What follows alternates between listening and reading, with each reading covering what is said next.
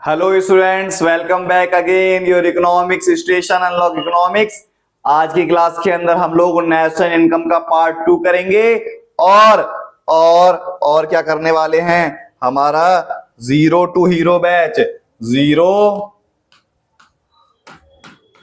Batch चल रहा था, जिसका हमारा पार्ट चलेगा 31। जीरो टू हीरो बैच का कौन सा पार्ट चलेगा? पार्ट चलेगा हमारा 31। हमारा जीरो टू हीरो बैच का पार्ट चलेगा 31। ठीक है, हो चुका था। आज जो चलेगा हमारा जीरो टू हीरो बैच का पार्ट नंबर चलेगा 32। हमारा 31 पिछली क्लास के अंदर हुआ था। आज जो चलेगा जीरो टू हीरो बैच का कौन सा चलेगा? Part number 32। कौन सा चलेगा हमारा? Part number 32। हमारा जो है zero to hero batch part 32 चलेगा और नेशनल इनकम का पार्ट 2 चलेगा। अगर आप लोगों ने चैनल को सब्सक्राइब नहीं करा, चैनल को सब्सक्राइब कीजिए, बेल आइकन दबाइए और ज्यादा से ज्यादा शेयर कीजिए, जिससे ऐसे ही इंफॉर्मेटिव वीडियोस आपके पास समय समय पर पहुंचती रहे। चैनल को सब्सक्राइब करें। ठीक है, तो हम लोग आगे चलते हैं, शुरुआत करते हैं। क्या चलेगा? जीरो टू हीरो बैच 32 चलेगा और नेशनल इनकम का पार्ट 2 चलेगा। चैनल को सब्सक्राइब नहीं करा, सब्सक्राइब करें। और आप लोगों के लिए मैंने 30 मोस्ट इंपोर्टेंट क्वेश्चन आप लोगों के मैंने इसी YouTube चैनल पर डाल चुकी है। चैनल पर जाकर देखें और चैनल को सब्सक्राइब करें। वो 30 मोस्ट इंपोर्टेंट क्वेश्चन, वो एक जन्म घुट्टी है जो आप लोगों ने पढ़ ली तो वो अच्छे तरीके से कर ली, उससे बाहर पेपर में तुम्हें कुछ नजर नहीं आने वाला है। ठीक है, तो हम लोग बिना देरी करे हम लोग चालू करते हैं। क्या चालू करना है? तो हमें नेशनल इनकम चालू करना है। क्या चालू करना है? तो हमें नेशनल इनकम चालू करना है। ठीक है, नेशनल इनकम चालू करना है। ठीक है, हमारा पिछली क्लास के अंदर यहां तक हो चुका था। इसके आगे हम लोग देखेंगे इसके आगे क्या है। इसके आगे हमारा तो नेशनल इनकम का टॉपिक है। क्या है हमारा? Related aggregate national income. मतलब हम क्या क्या चीज निकालते हैं नेशनल इनकम के अंदर। कभी जीडीपी या टेम्पी बोलेगा, मैंने फुल फॉर्म बता रखी है, नहीं पता पीछे जाकर देखें। जीएनपी बता रखी है क्या होता है। एनएनपी की फुल फॉर्म, मतलब एन से बोला शुरुआत में आया तो नेट, बीच में आ गया तो नेशनल, पी का मतलब प्रोडक्ट, एफसी का मतलब फैक्टर कॉस्ट। ऐसे ही जी अगर शुरू में है ग्रॉस, डी एन के जगह डी है डोमेस्टिक प्रोडक्ट और एमपी है मतलब मार्केट प्राइस, है ना। ये तो मैंने बता रखा था। ठीक है, देखते हैं आगे क्या आता है हमारा। ओहो, ये आ गया। ठीक है, कोई बात नहीं। अब देखो, रिलेटेड एग्रीगेट नेशनल इनकम के अंदर क्या जी से gross, domestic product, market price, है ना। डेफिनेशन क्या है? Refer to market value of और फाइनल गुड्स और सर्विसेज। पूरी देश की इकोनॉमी में जो अंतिम वस्तु है उसकी जो वैल्यू है एक देश की डोमेस्टिक कंट्री के अंदर एक लेखावर्ष के दौरान, ठीक है, इंक्लूसिव ऑफ डेप्रिसिएशन, उसके अंदर मूल्य ह्रास भी इंक्लूड हो, उसकी वैल्यू को उसके मूल्य को क्या बोलते हैं? हम जीडीपी या टेम्पी बोलते हैं। मतलब एक लेखा वर्ष के दौरान सभी वस्तु और सेवाओं के मूल्य को जोड़ देंगे। ठीक है, ठीक, उसे क्या बोलेंगे हम? सकल घरेलू उत्पाद बोलेंगे। उसे बोलेंगे जीडीपी या टेम्पी, सकल घरेलू उत्पाद। समझ में आया? ठीक है, आगे देखते हैं। फिर उसके बाद हमारे दिमाग में क्या बात रहनी चाहिए? नॉट इंक्लूड, क्या क्या चीज इंक्लूड नहीं होती। ये चीज इसीलिए बता रहा हूं क्योंकि पेपर में कई बार आता है। Income occurring from the illegal, जुआ खेलकर, ये सारी चीज। बैक मनी मतलब income not recorded in the book of account. जो ब्लैक मनी है, जो काला पैसा है ना, वो क्या होगा, वो इंक्लूड नहीं करा जाता। जो स्कॉलरशिप का पैसा है वो इंक्लूड नहीं करा जाता नेशनल इनकम के अंदर, ठीक है। जो कैपिटल गेन होते हैं, जो शेयर और डिबेंचर की वैल्यू होती है, वो इंक्लूड नहीं करा जाता। सेकंड हैंड जो गुड्स होती है वो इंक्लूड नहीं करा जाता।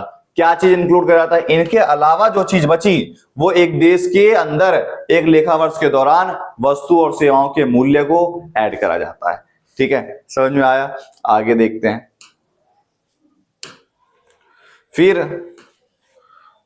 यही चल रहा है, जीडीपी में अगर हम एनएफआईए जोड़ देते हैं तो हमारा जीएनपी आता है।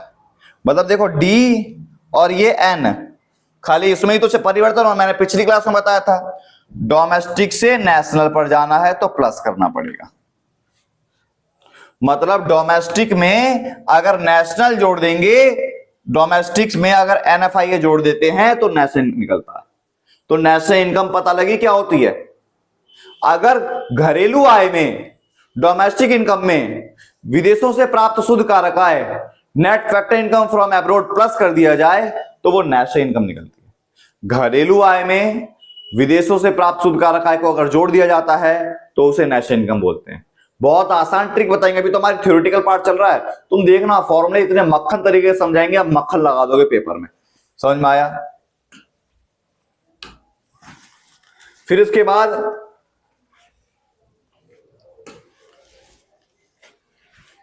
NFIA can take both positive as well as negative value. NFIA positive भी हो सकता है और नेगेटिव भी हो सकता है, ठीक है।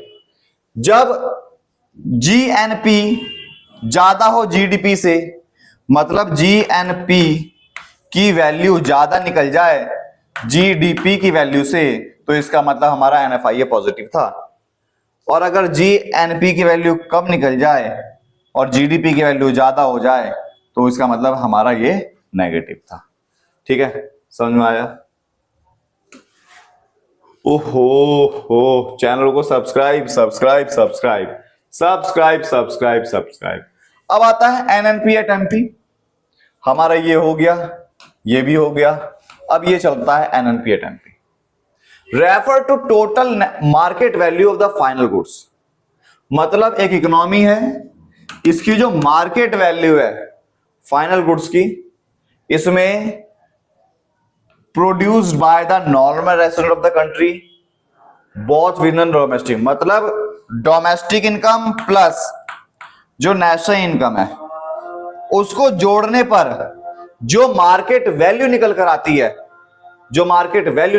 है, उसे बोलते हैं हम एनएनपी एट एमपी। ये देखो जीएनपी में से डेप्रिसिएशन माइनस करते हैं तो एनएनपी एट एमपी आता है, ठीक है।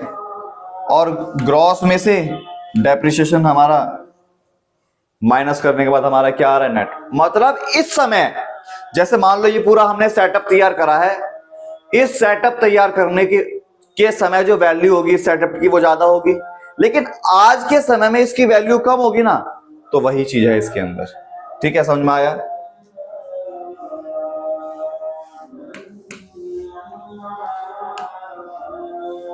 फिर इसके बाद हमारा एनडीपी एट एमपी आता है। इसका क्या बोला? Refer to the total market value of the final goods और services within the domestic territory by normal resident और और during and not non resident as well as non resident. जैसे GDP at MP minus करा, NDP at MP आया, ठीक है। और gross से मतलब सेम टू सेम है, कुछ नहीं चेंज है, इसे तो छोड़ो, कोई बात नहीं। यहां देखते हैं NDP at FC. NDP at FC आता है, एमपी में से एनआईटी माइनस करा, देखो एफसी आ गया। मार्केट प्राइस में से फैक्टर कॉस्ट अगर माइनस कर देते हैं, मार्केट प्राइस में से हमें फैक्टर कॉस्ट चाहिए तो एनआईटी माइनस करना पड़ेगा, ठीक है। पॉइंट टू बी रिमेंबर हमें याद करना है, net domestic product at factor cost मतलब एनडीपी एट एफसी है, is known as domestic income. इसे हम डोमेस्टिक इनकम के नाम से भी जानते हैं। ठीक है, समझ में आया? Refer to the aggregate factor earn by the factor production, rent, wages, interest. मतलब 4 फैक्टर होते हैं, लैंड, लेबर, कैपिटल और एंटरप्रेन्योरशिप। ठीक है,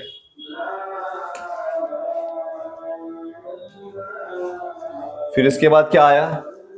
जीडीपी एट एफसीआई। ये देखो GDP at FC, NDP at FC दे दिया, पहले हमने एनडीपी एट एफसी निकाला, जीडीपी एट एफसी चाहिए। देखो ये नेट है, ये जी है, खाली एक में ही चेंज हो रहा है ना, डेप्रिसिएशन प्लस कर देंगे। ठीक है, अब एनएनपी एट एफसी आया, एनएनपी एट एफसी आया, ये देखो एनडीपी एट एफसी हमने निकाला सबसे पहले, नीफा प्लस करा एनएनपी, क्योंकि देखो बीच में क्या है, डी है, और बीच में क्या है, एन है, डी से एन पर जाते हैं तो प्लस करते हैं नीफा।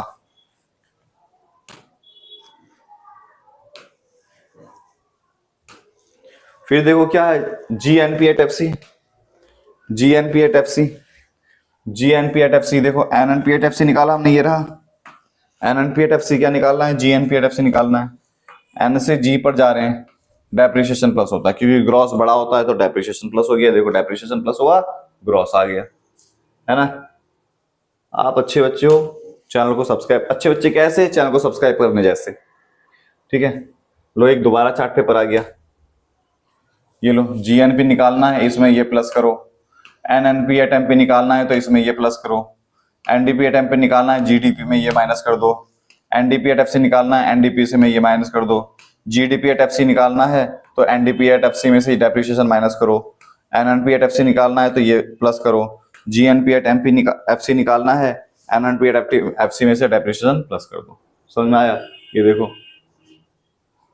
फॉर्मूले बहुत अच्छे हैं और आप दिल के अच्छे हो, चैनल को सब्सक्राइब करो। देखो वापस वही है, लेट रिवाइज, अभी तो रिवाइज कराया, क्या बोला? जीडीपी एट एमपी से अगर हम इस पर जाएंगे, जीडीपी एट एफसी, देखो एमपी और एफसी में चेंज हो रहा है ना, ये हो गया, है ना?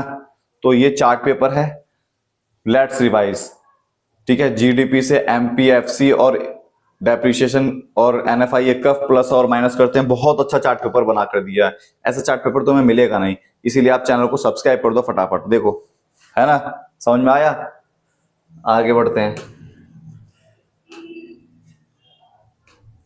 ये देखो एग्जाम्पल, जीडीपी एट एमपी है,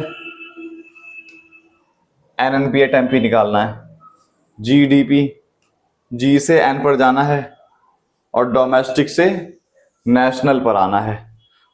पहले तो माइनस करेंगे डेप्रिसिएशन और प्लस करेंगे एनएफआई। ठीक है, NNP at FC, GDP at MP, क्या क्या चीज चेंज है? जी और डी दोनों चेंज है। एन से जी पर जाएंगे तो प्लस करेंगे डेप्रिसिएशन मूल्य ह्रास, नेशनल से डोमेस्टिक पर आएंगे तो प्लस करेंगे एनएफआई,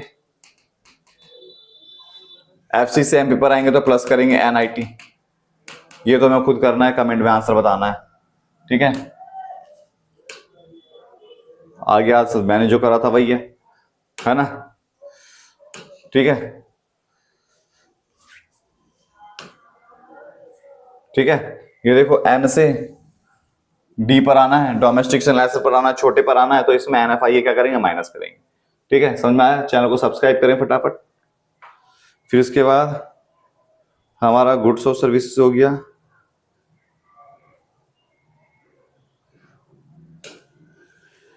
इसमें मैंने बहुत सारी चीज करा दी थी, देखते हैं कहां तक हुआ था।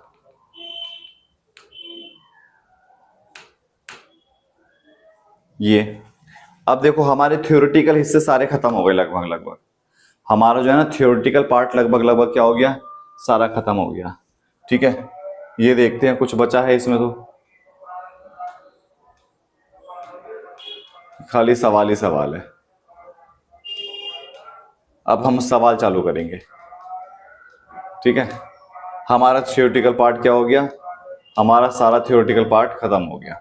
ठीक है, हम चैनल को क्या करेंगे, सब्सक्राइब करेंगे। हम चैनल को क्या करेंगे, चैनल को सब्सक्राइब करेंगे।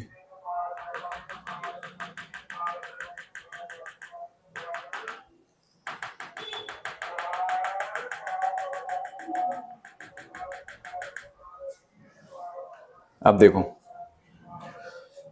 हमारे नेशनल इनकम निकालने के हमारे 3 मेथड हैं। पहला वैल्यू एडेड मेथड, इसे बोलते हैं मूल्य वृद्धि विधि। ठीक है, इसे बोलेंगे इनकम मेथड आय विधि। ठीक है, और इसे बोलेंगे एक्सपेंडिचर मतलब व्यय विधि। ठीक है, जो हमें राष्ट्रीय आय निकालनी है, राष्ट्रीय आय चाहे इस मेथड से निकालो, चाहे इस मेथड से निकालो, या चाहे इस मेथड से निकालो, किसी भी मेथड से तुम लोग राष्ट्रीय आय निकालते हो, तीनों मेथड से हमारा राष्ट्रीय आय का आंसर क्या आएगा, सेम आएगा। ठीक है, अगर देखो एक क्वेश्चन है और उस क्वेश्चन के अंदर तीनों मेथड दे रखे हैं क्वेश्चन के अंदर, तो तीनों मेथड से हमारा राष्ट्रीय आय नेशनल इनकम क्या आता है, सेम आता है। मतलब कैसे सेम आता है ये देख लो एक बार।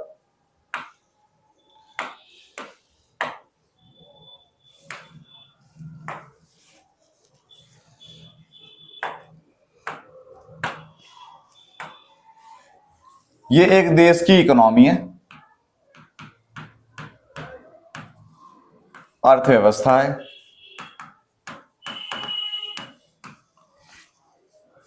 इस देश में जितने रुपए का सामान, जो गुड्स या सर्विस है वो बनेगा, ठीक है, चाहे कोई भी सर्विस हो, किसी भी प्रकार का पैसा हो, उतने रुपए तो हम खर्च करेंगे, एक्सपेंस करेंगे, है ना, और उतनी ही किसी की क्या होगी, इनकम होगी। इसीलिए तीनों आपस में क्या होता है, बराबर होता है। समझ में आया? तो जो हमारी वैल्यू एडेड मेथड है, इनकम मेथड है और एक्सपेंडिचर मेथड है, तीनों मेथड से हमारा नेशनल इनकम सेम आता है। तीनों मेथड से हमारा नेशनल इनकम क्या आता है, सेम आता है। ठीक है, अब वापस आ जाते हैं। तो सबसे पहला हमारा जो नेशनल इनकम आएगा वो है वैल्यू एडेड मेथड, मतलब मूल्य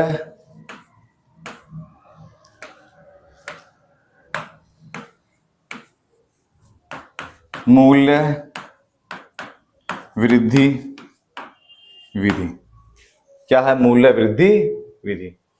major the national income by estimating contribution made by each of the producing unit in the economy to total production within the domestic territory during the accounting year।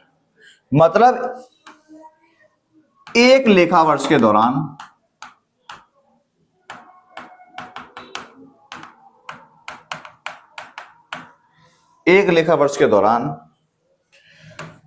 एक अर्थव्यवस्था में, ठीक है, एक अर्थव्यवस्था में उत्पादित वस्तु तथा सेवा का मूल्य, ठीक है, या प्रत्येक उत्पादक क्षेत्र, ये देखो कि each of the producing unit, प्रत्येक उत्पादक क्षेत्र का मूल्य हमारा मूल्य वृद्धि विधि कहलाता है। ठीक है, मूल्य वृद्धि विधि के अंदर सबसे पहले वैल्यू एडेड निकाली जाती है। वैल्यू एडेड का मतलब होता है GVA एट MP। मूल्य वृद्धि विधि के अंदर, वैल्यू एडेड मेथड के अंदर, चाहे तुम्हें कुछ भी निकालने के लिए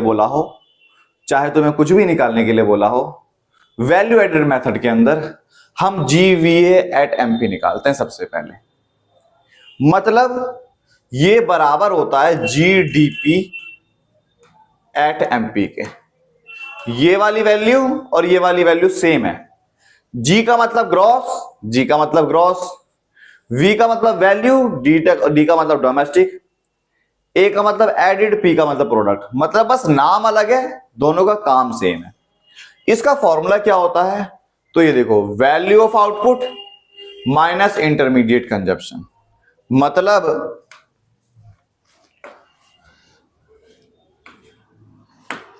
जीवीए एट एमपी निकालना है।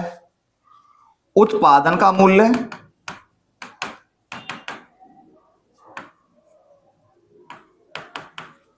माइनस मध्यवर्ती वस्तु या मध्यवर्ती उपभोग।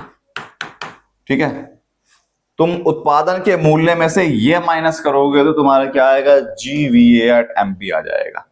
इस मेथड के अंदर उसने कुछ भी निकालने के लिए बोला हो, हमारा सबसे पहला स्टेज है, हमें ये निकालना है। ठीक है, आगे देखते हैं आगे क्या आता है। फिर ये मैंने ये तो बता दी। टोटल वैल्यू ऑफ आउटपुट, अगर मान लो उत्पादन का मूल्य मतलब वैल्यू ऑफ आउटपुट ना दी हुई हो, वैल्यू ऑफ आउटपुट ना दी हुई हो, तो क्या करते हैं? सेल्स कहीं की भी हो, विदेश में बेचा हो, एक्सपोर्ट करा हो, कुछ भी हो, या डोमेस्टिक में बेचा हो। ठीक है, मतलब सेल्स का मतलब बिक्री प्लस स्टॉक में परिवर्तन। ठीक है, sales plus change in stock. Stock में परिवर्तन का फॉर्मूला क्लोजिंग स्टॉक, अंतिम स्टॉक माइनस ओपनिंग स्टॉक मतलब प्रारंभिक स्टॉक। देखो, total value of output, sales ना दे रखी हो तो क्वांटिटी दे रखी होगी और उसकी प्राइस दे रखी होगी, दोनों को मल्टीप्लाई करी तो सेल्स की वैल्यू पता लगी और चेंज इन स्टॉक पता लगा। अब देखो दोबारा देखते हैं क्या है।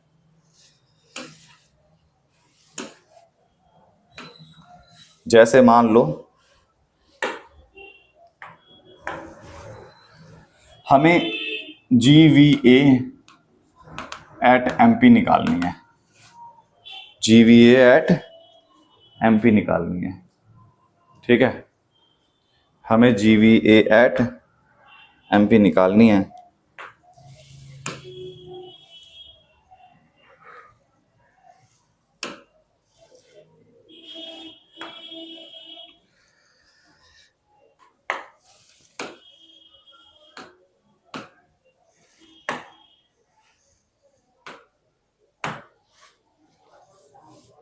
हमें जीवीए एट एमपी निकालनी है।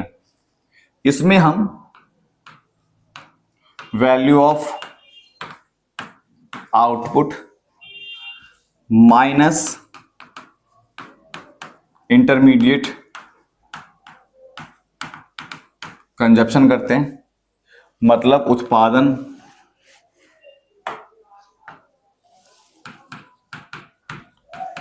का मूल्य माइनस मध्यवर्ती उपभोग, ये होता है। अगर मान लो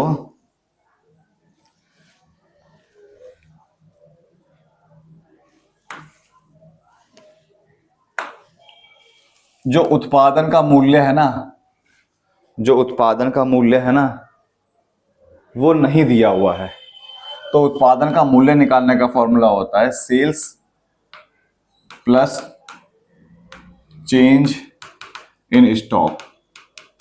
सेल्स मतलब बिक्री प्लस स्टॉक में परिवर्तन। ठीक है, अगर ये सेल्स भी ना दी हुई हो तो जितनी क्वांटिटी बेची और जितने रुपए का सामान बेचा इसको मल्टीप्लाई कर दो तो हमारा सेल्स आ जाता है। ये सॉल्व करा तो हमारा जीवीए एट एमपी आया। इतनी बात पता लगी ना? ठीक है, फिर इसके बाद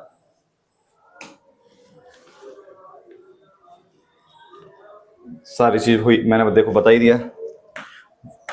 वैल्यू एडेड बराबर value of sales plus change in stock minus intermediate consumption, बताया मैंने ये।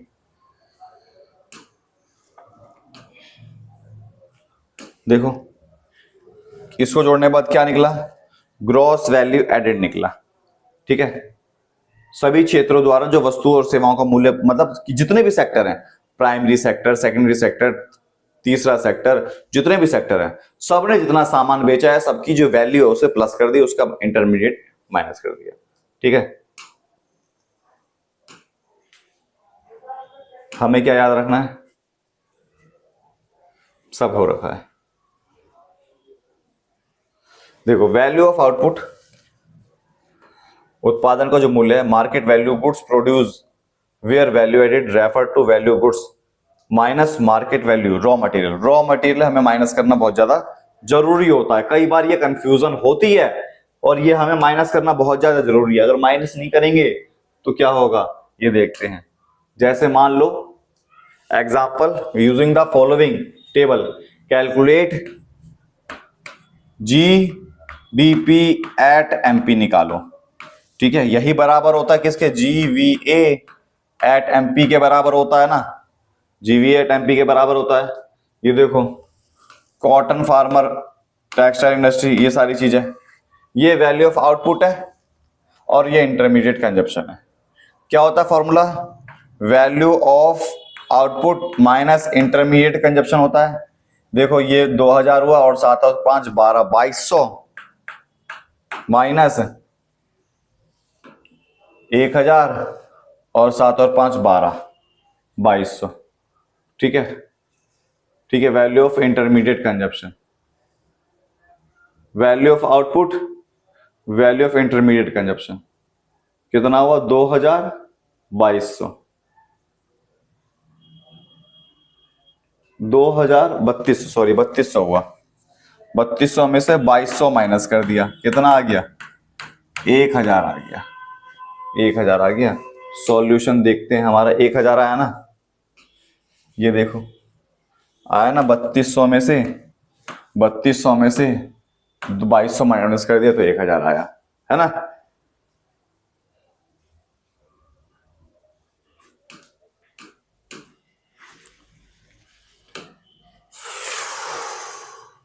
एक 1000 आया।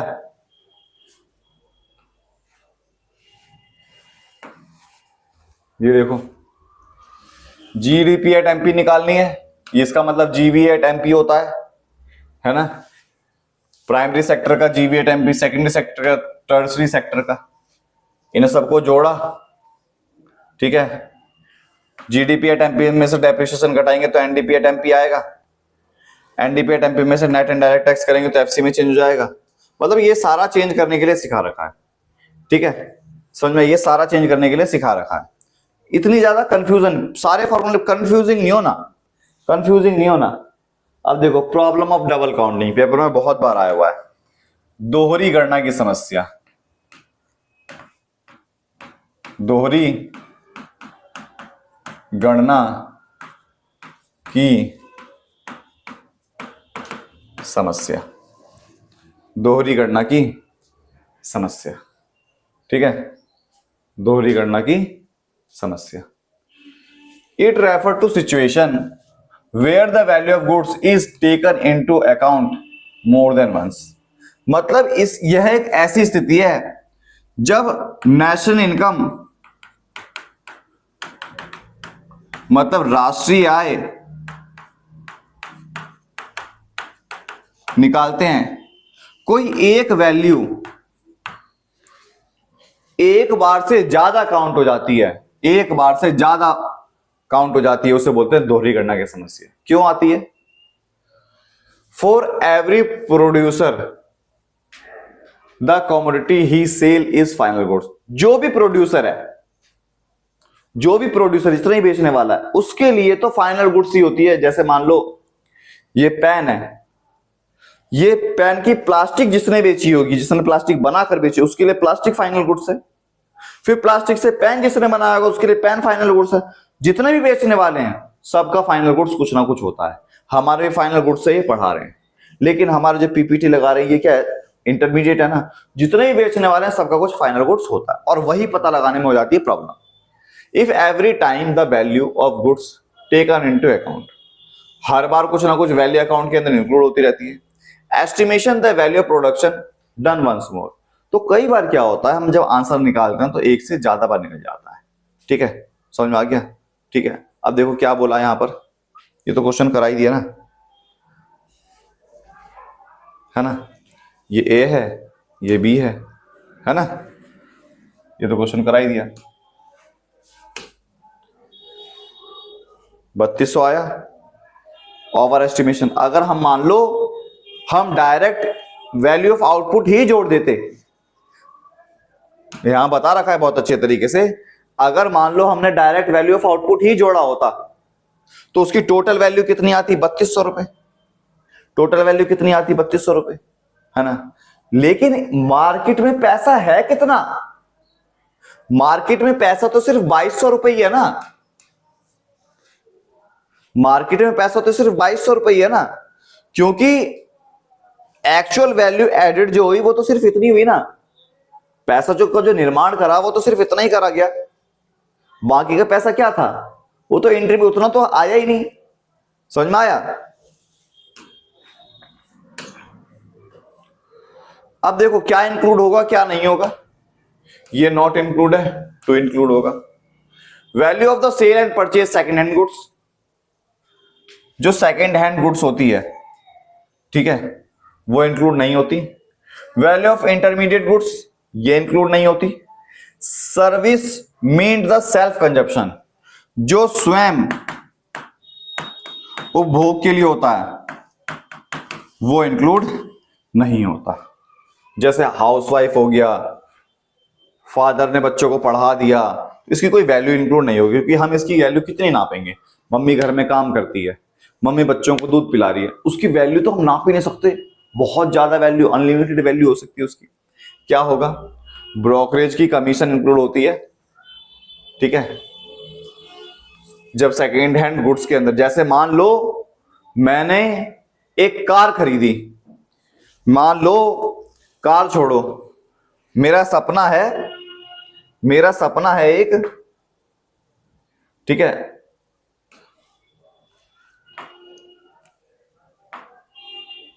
मेरा सपना है एक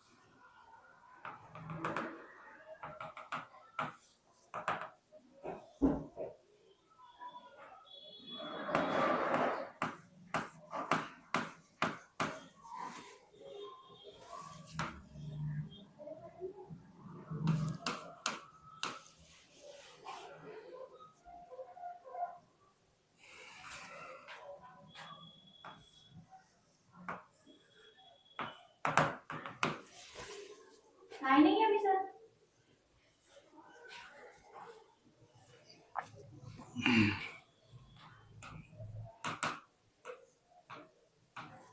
मेरा सपना है एक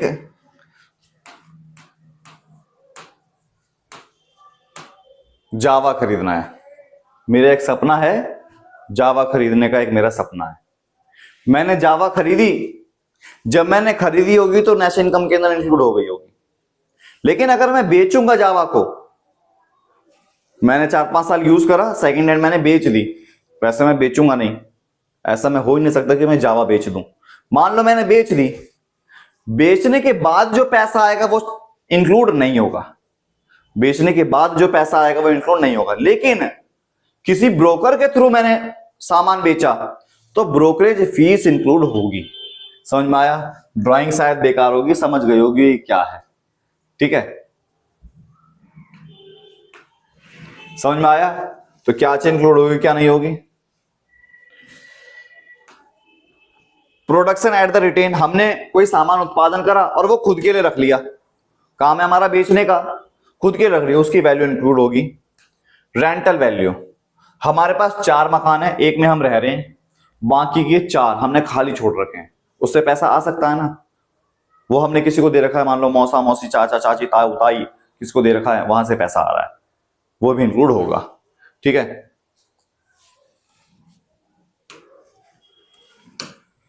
फिर इसके बाद जैसे देखो एग्जांपल बहुत अच्छा है, sales, GST, subsidy, change in stock, depreciation, intermediate goods. ठीक है, हमारा फॉर्मूला ये रहा, जीवीए निकालना है, value of output minus intermediate consumption. क्या बोला? Calculate the value added at market price.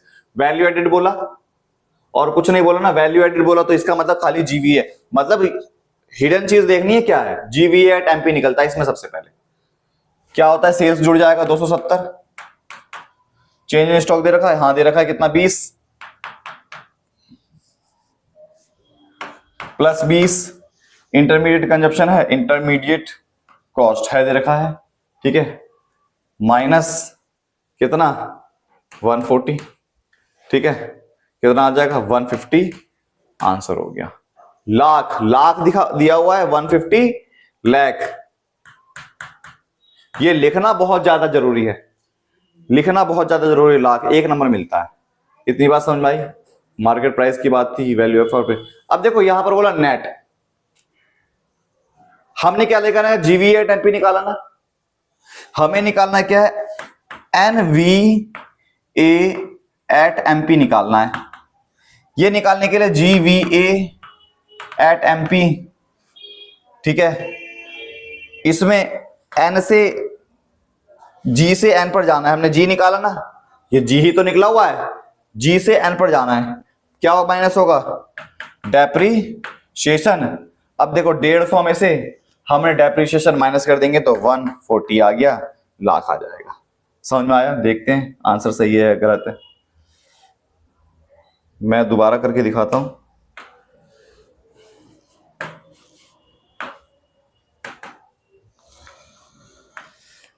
जब हमने G V A at MP निकाला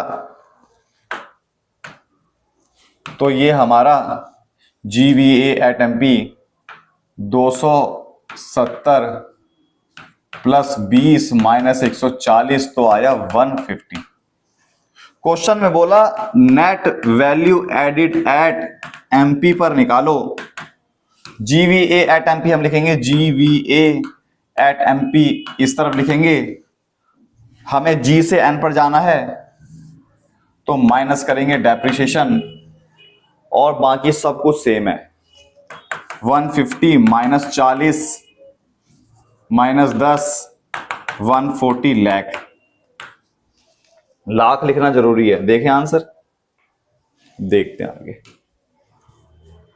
ओ माय गॉड, 150 पहले आया, जीवी एट एमपी निकाला,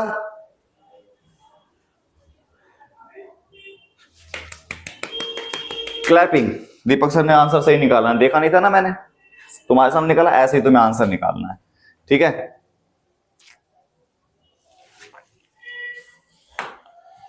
ये देखो क्वेश्चन, ये करते हैं, जल्दी करके दिखाओ फटाफट। Sales plus change in stock minus intermediate consumption होता है, sales by firm A sales by firm B, ठीक है। सेल्स की वैल्यू दे रखी है, जब सेल्स दे रखी है तो हमें एक्सपोर्ट की जरूरत ही नहीं है, ठीक है। जल्दी निकालो फटाफट, जल्दी निकालो। ये देखो सेल्स चेंज इन स्टॉक, क्या करा इसने, सेल्स की वैल्यू कहां है, सेल्स की वैल्यू हम वैल्यू एडेड फर्म ए की निकाल रहे तो बस खाली फर्म ए की बात करेंगे। फर्म ए ने सामान बेचा 200 का, फिर उसके बाद change in stock of firm A का चेंज इन स्टॉक कितना है 40।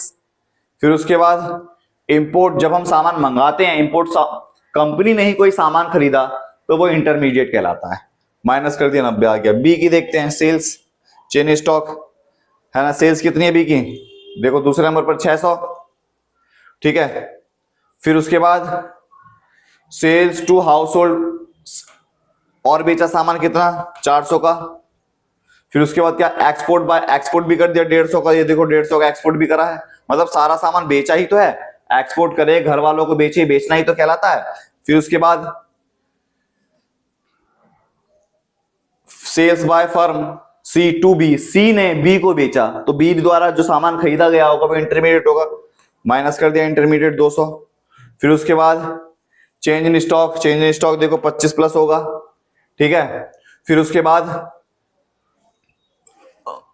Purchase by firm B from A, A से जो बी ने सामान खरीदा वो भी इंटरमीडिएट कहलाएगा, देखो माइनस होगा, वैल्यू कर दिया आंसर। समझ में आ गया?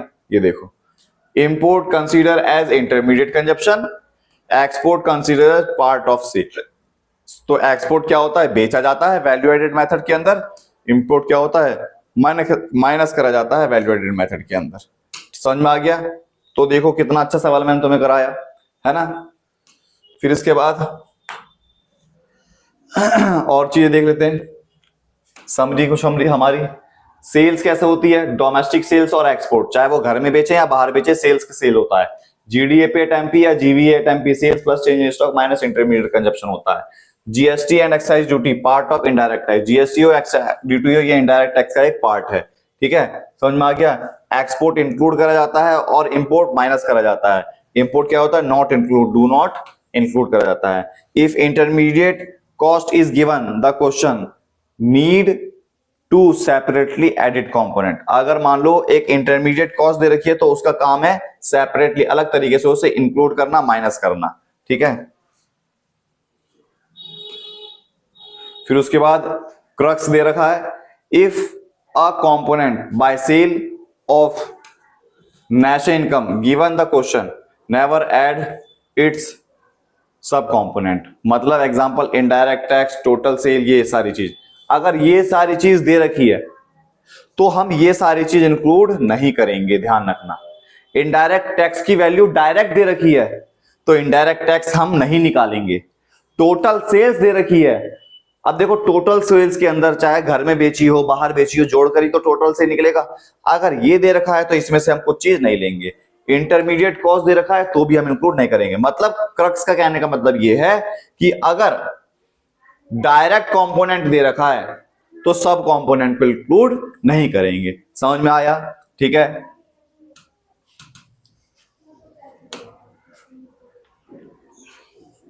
तो हमारा नेशनल इनकम का पहला मेथड हमारा पूरी तरीके से खत्म हो गया। आप लोगों को मुझे लगता है समझ में भी आया होगा, ठीक है। हम लोग, कोई बात नहीं, अगर आप लोगों को नहीं समझ में आया कमेंट कीजिए और मैं प्रैक्टिस क्वेश्चन कराऊंगा, ज्यादा से ज्यादा प्रैक्टिस क्वेश्चन कराऊंगा।